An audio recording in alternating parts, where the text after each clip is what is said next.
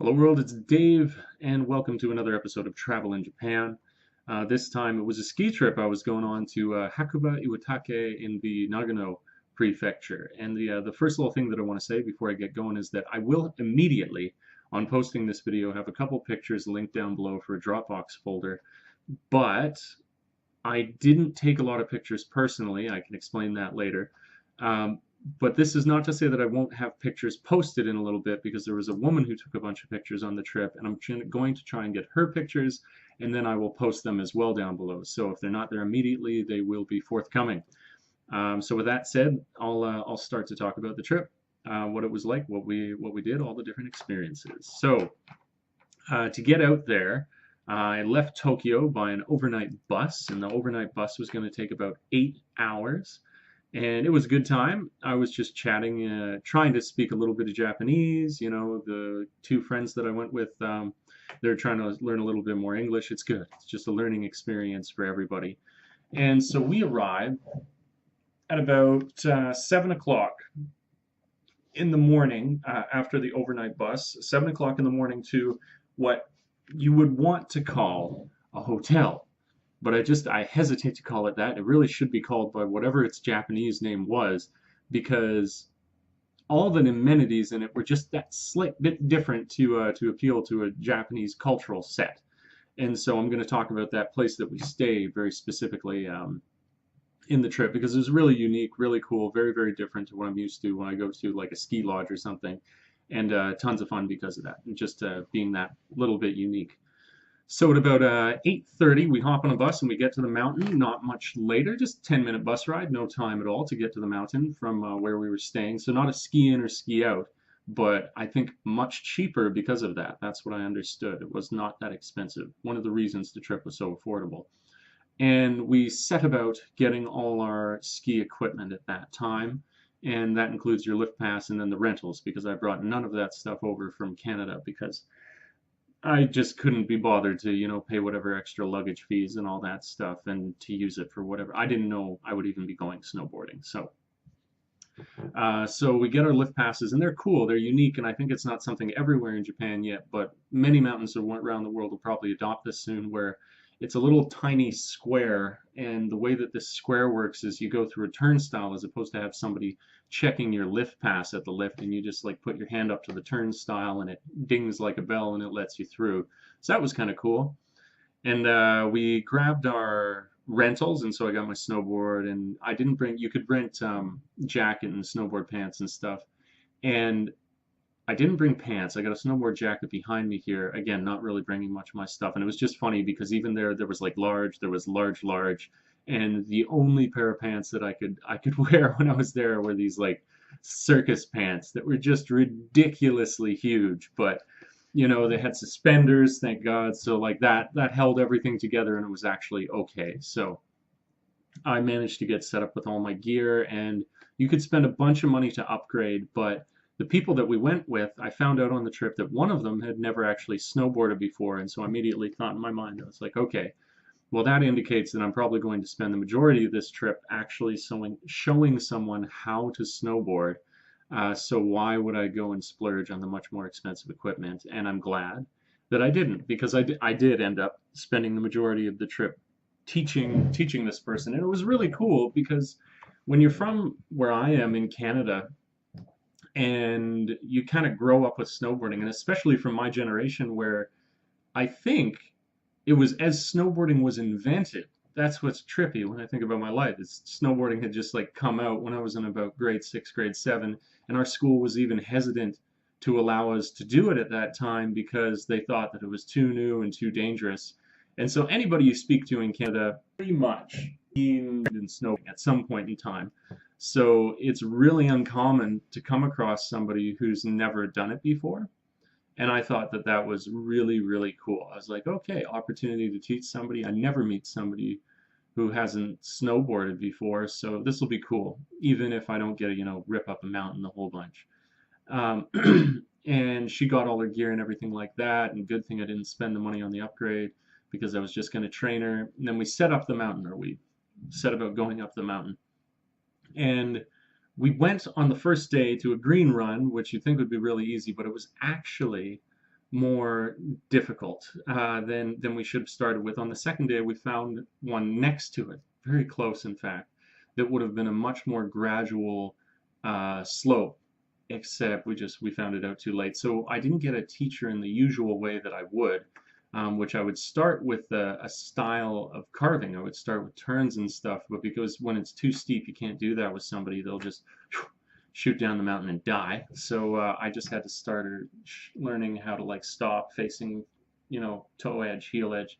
But I really have to say, to her credit, wow, what a good student in terms of just resolve, she's not learning at some like crazy fast pace, but not crazy slow, and she was resolute, she wasn't complaining, she took everything in stride and was really happy with any success that she made and didn't give a word of complaint with anything that she was struggling with. So she was really a joy to teach. So I really, really enjoyed that. Day progressed really quickly because of that. We had some like gruelish slop, which was kind of like the food for the masses at the top of the place for our lunch. The snow was incredible. It's said that if you go to Hokkaido, which is more north in Japan, they have the best snow because it's this kind of like dry snow, whereas of course the warmer you get a wetter snow. And it's similar in Vancouver or Vancouver Island as well, where if you snowboard at Whistler, Blackcomb, if you go to the local mountains, especially like Grouse or Cypress, that it's pretty wet snow. Not to say you don't get good days, but it's far from ideal on average. And then if you go to the interior of British Columbia, you go to a place like Big White or Silver Star, where I was not too long ago, it's really nice. It's this really dry, powdery snow, and the quality of your conditions is going to dictate largely, unless you're like a master, how good you are. If it's good weather and it's good snow, you're going to be an infinitely better snowboarder. So it was really good to see that when we went on this trip, that the snow was of a very high quality, even though we weren't in the legendary Hokkaido. So that was really, really good, and it helped her learn a lot, I think. And I'm really, really impressed with the result for the whole day. First day out, I haven't gone snowboarding in so long, and they're just hitting it to the very end. Even a day is so much more demanding when you spend it teaching somebody because you're pushing them around. You're locked in like usual or unusual positions. As I'm slowly going back down the hill trying to give instruction, and so I'm just whipped by the end of it. But they they just keep going, and so I'm completely destroyed by the end. But it was great for that. I was like, yeah, you guys go. I like that. You're down for the whole day. You're not going to tap out soon, and so I was willing to keep going through it. So we finished the first day.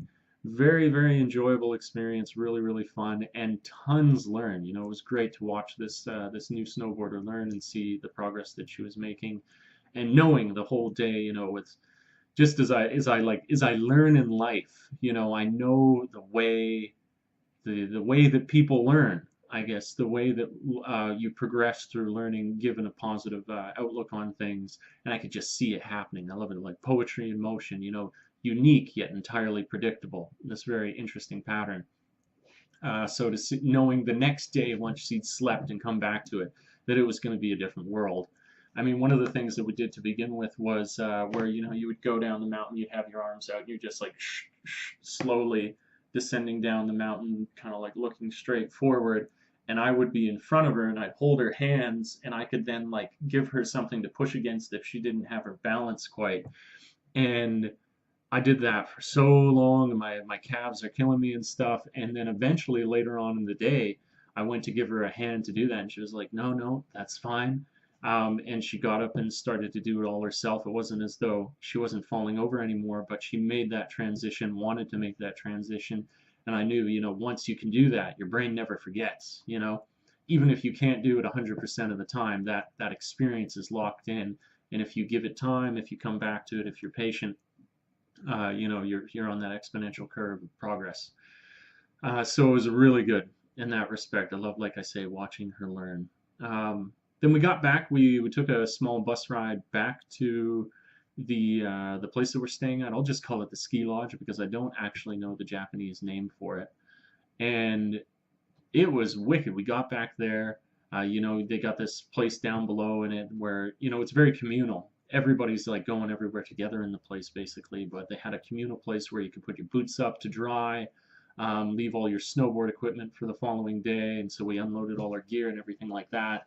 Then there's dinner arranged for 6 o'clock, and the way that this is done is really cool, where you would have said how many days they're going to be there for. You give them your room number that your party's registered under, and then when dinner is served, it's actually that it's there waiting for you. They have it timed. They literally they just like prepare it and put it out. So when you show up, it's not like you order from a menu or anything that was preset, and it's just there waiting for you. And they might bring you out a few additional courses over the course of the meal as you progress through it. But that was just so nice to, when you're hungry, you're starving, you go in there and it's just like the food's already on the table as you're going to sit down.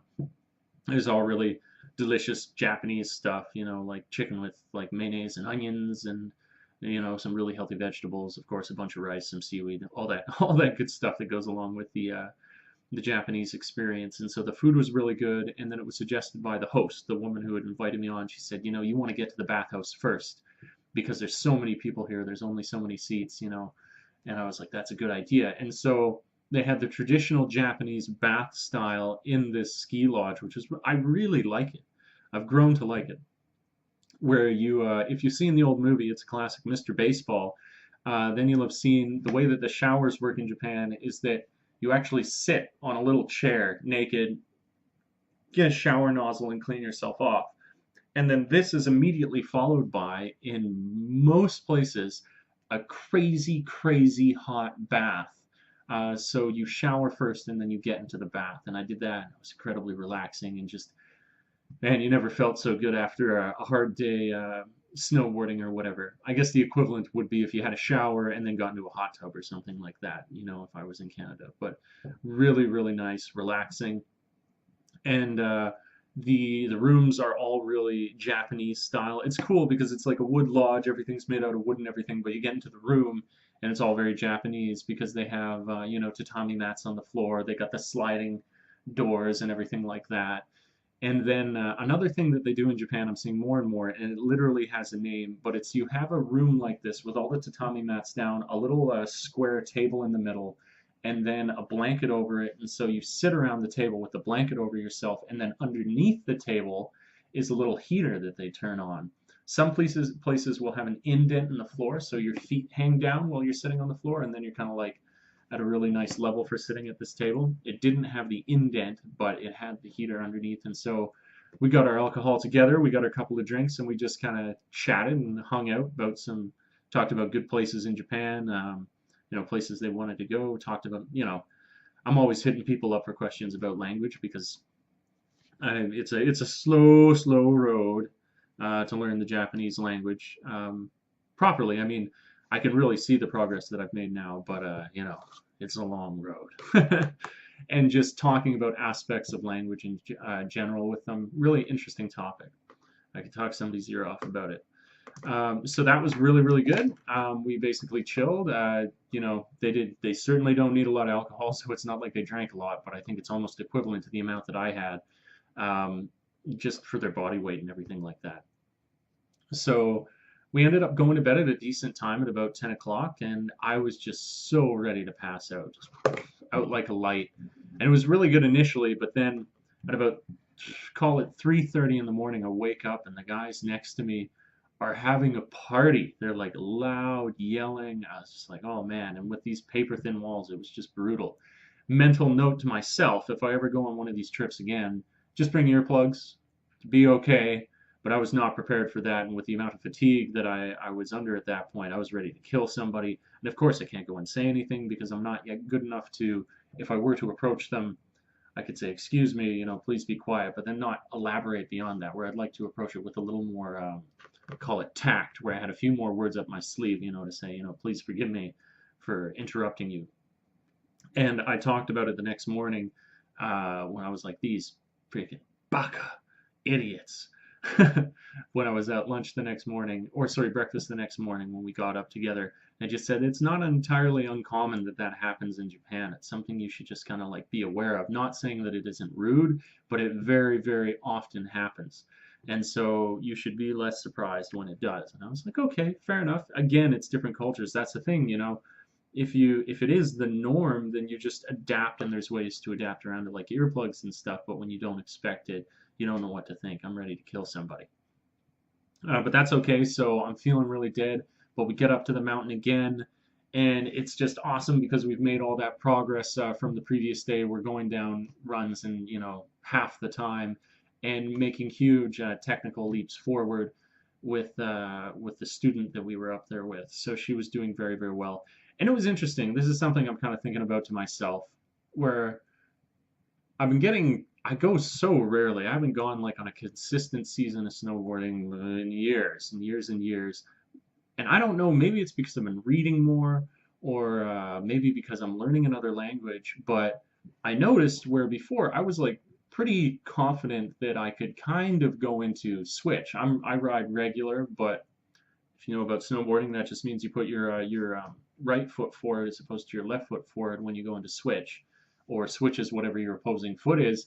And I just noticed that I could actually ride switch, and I could snowboard on either foot forward now.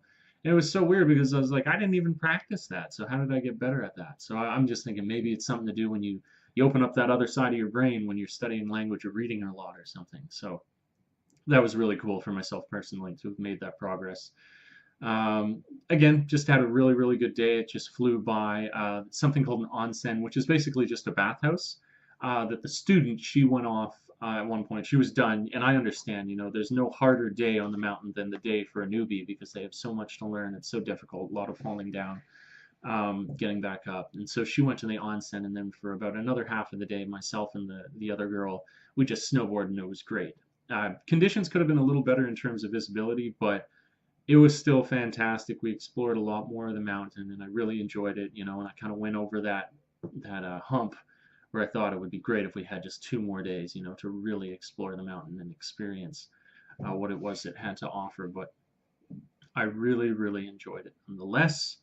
Then what else did we do? Then we eventually we went for lunch together, and it was great. We went for this really hot, what was it called?